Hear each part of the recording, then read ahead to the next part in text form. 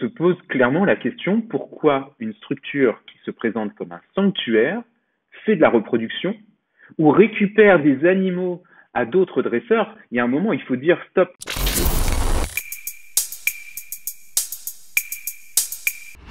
Caresses de tigre ne respectent pas la législation puisque déjà à la base, ils permettent à des visiteurs de rentrer dans un établissement qui est fermé au public. Donc toutes les activités qui en découlent, toutes les activités lucratives qu'ils proposent, faire des câlins avec les petits, les nourrir, faire des selfies, tout ça, c'est forcément illégal puisque les gens ont interdiction de rentrer dans cet établissement.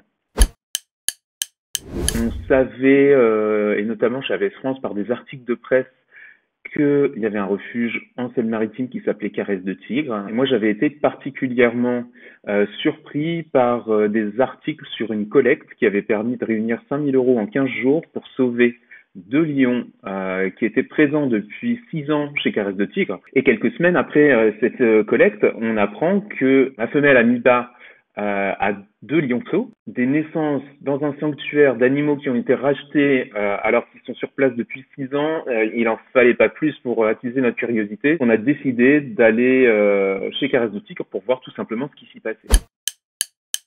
Brigitte Climon, qui est la capacitaire de Caresses de Tigre, était artiste de cirque, donc elle se produisait en spectacle itinérant avec ses animaux, ses tigres et ses lions, et elle avait les autorisations pour ça. Quand elle a décidé d'arrêter, elle a souhaité se sédentariser et garder ses animaux, et la préfecture l'a autorisée naturellement, puisqu'elle avait déjà un certificat de capacité, à s'installer sur le site de la Mailleraie-sur-Seine, en bord de Seine. Évidemment, comme on voulait vraiment faire une enquête pour montrer au ministère et montrer aussi aux autorités locales que les interactions étaient possibles, on a fait comme si on était des visiteurs lambda. Évidemment, on a dû aussi se mettre en scène. On a dû rentrer dans la cage avec les petits. On est arrivé sur le dernier groupe de la journée. Les petits essayaient de s'en aller et il y en a un qui s'endormait sans arrêt dans sa litière. Et on nous disait non, mais vous êtes là pour ça, il faut les réveiller, il faut jouer avec. Ce qu'on a fait, pour pas attirer l'attention et aussi parce qu'on savait qu'il y avait des chances qu'on revienne pour contrôler l'établissement sur plusieurs périodes.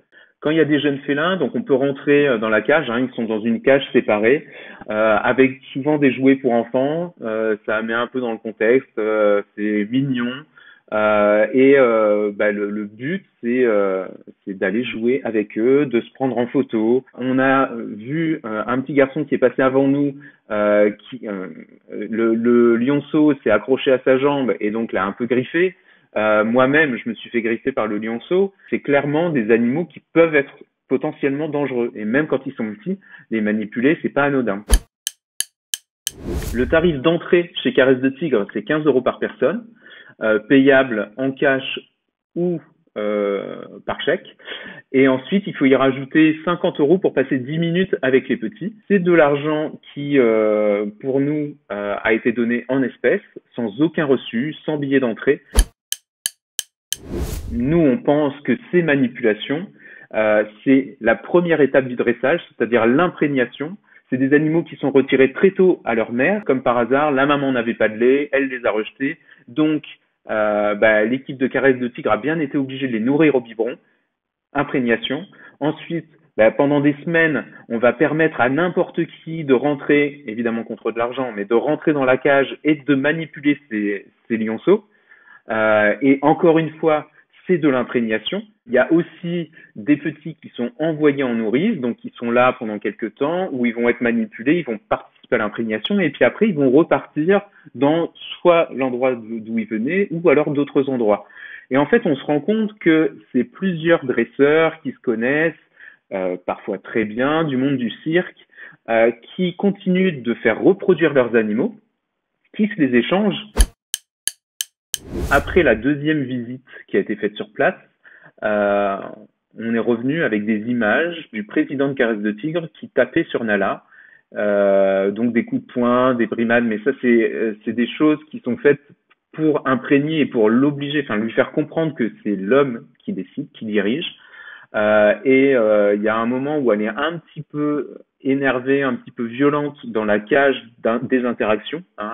Elle était déjà grande et les gens n'étaient pas tous très à l'aise avec elle. Donc on voit qu'elle les mord, qu'elle griffe un peu, et il y a un moment où on voit le président de Caresse de Tigre qui la tire par la queue, donc elle essaye de le mordre, un peu de le griffer, et il y a un moment où du coup il se lève et il lui donne un coup de pied. On se dit, si il se passe des actes comme ça quand il y a du public, qu'est-ce qui se passe quand ils sont tout seuls avec les animaux? Les animaux qui sont chez Caresse de Tigre, qu'on vous présente devant des petites piscines, avec des toboggans, des plateformes, des ballons, euh, tout ça, c'est pas normal. Actuellement, ils ont 14 animaux sur environ 2000 mètres carrés. Donc, quand on fait le compte, ça fait 140 mètres carrés pour un animal. Clairement, on ne peut pas dire que les conditions soient idéales dans cet établissement. Il faudrait définir dans la loi ce qu'est un sanctuaire ou un refuge. Il n'est pas normal qu'un établissement fixe d'une artiste de cirque qui avait décidé de garder ses animaux puisse être appelé sanctuaire parce que ça trompe les gens. Les gens pensent que c'est un endroit qui récupère des animaux qui vont mal. Non, on se pose clairement la question pourquoi une structure qui se présente comme un sanctuaire fait de la reproduction ou récupère des animaux à d'autres dresseurs. Il y a un moment, il faut dire stop, quoi. On est un sanctuaire, donc on a des animaux, on va les bichonner jusqu'à la fin de leur vie. Normalement, c'est le sens d'un refuge. On prend des animaux, effectivement, on les sort d'une mauvaise situation. On va faire le maximum pour qu'ils aient une belle vie jusqu'à leur mort, mais il est hors de question de les reproduire ou d'encourager les autres à les reproduire. Or, on a l'impression qu'avec les années, ils se sont rendus compte que c'était les petits qui attiraient du monde. Donc, évidemment, si ça attire du monde, ça attire les médias, etc., ça attire aussi de l'argent, et que c'est ça qui permet de faire tourner la structure. Suite à notre plainte et à l'enquête de l'Office français de la biodiversité, il y a eu une saisie mardi 24 novembre de l'ensemble des animaux. Nous, on espérait clairement le retrait des 3 plus jeunes. On avait trouvé des places en sanctuaire pour arrêter immédiatement le côté selfie et business, activité lucrative, tout ce qui attirait les gens chez Caresse de Tigre. Donc, on espérait ça et au final, la vétérinaire qui s'est rendue sur place a semble-t-il trouvé que c'était très bien, qu'il n'y avait pas de problème du côté bien-être animal et du coup l'OFB n'a pu que procéder à la saisie administrative des animaux mais en les laissant sur place. C'est clairement un problème pour nous. On a une administration, l'Office français de la biodiversité, police de l'environnement, qui fait une enquête et qui dit il y a un problème dans cet établissement. Et de l'autre, on a la préfecture par la DDPP qui vient, qui regarde et qui dit bah non, nous on trouve que ça va. Est-ce que c'est normal d'avoir en France 2 administrations qui s'opposent? Clairement, ça pose des gros problèmes au niveau des contrôles de ces établissements. Surtout qu'on sait que la majorité des établissements ne sont contrôlés que tous les 5 à 10 ans. Et la dernière visite chez Caresse de Tigre, elle datait de 2014.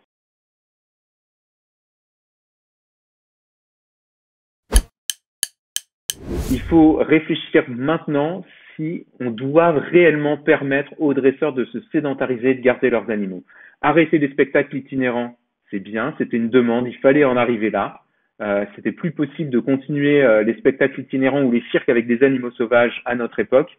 Mais maintenant, il vaudrait peut-être mieux mettre des moyens dans les structures d'accueil pour pouvoir accueillir tous ces animaux plutôt que de se dire on va les laisser aux dresseurs, on va pas trop leur faire d'histoire comme ça nous fait moins d'animaux à gérer. Non, c'est pas possible.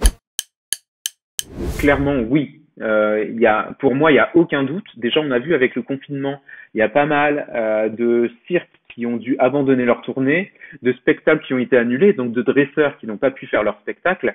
Et certains ont déjà commencé à proposer des activités lucratives dans un cadre privé ou alors des rencontres dans leur établissement, alors que c'est des établissements qui ne sont pas ouverts au public. Ce qui nous questionne encore plus, c'est que si on arrête les spectacles itinérants, mais qu'on permet aux dresseurs de se sédentariser comme l'a fait Caresse de Tigre il y a quelques années.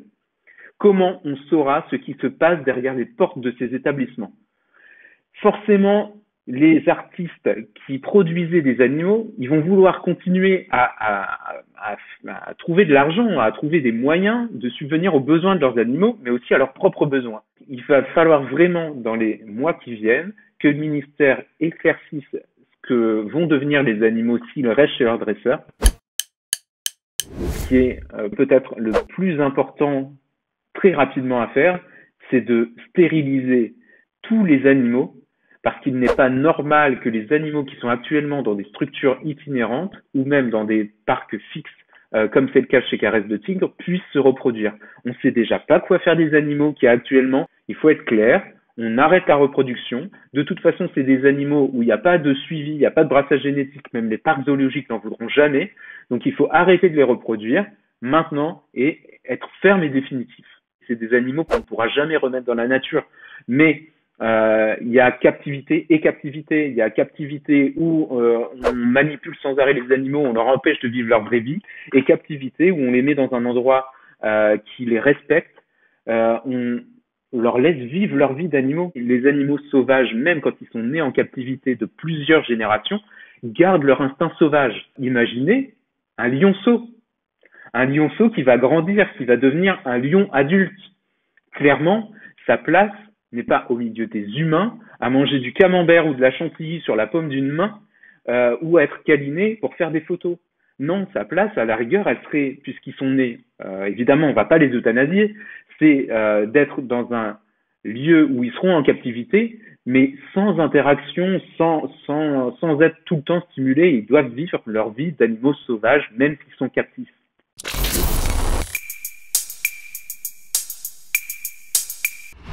Il faut être conscient que on n'essaye pas de sauver l'espèce avec ce genre d'activité, on essaie juste de créer une activité lucrative, parfois vraiment pour l'argent, parfois par égoïsme. Voilà, parce que les gens veulent garder leurs animaux, mais ils veulent aussi continuer à toujours en avoir, et parfois c'est juste de l'égoïsme.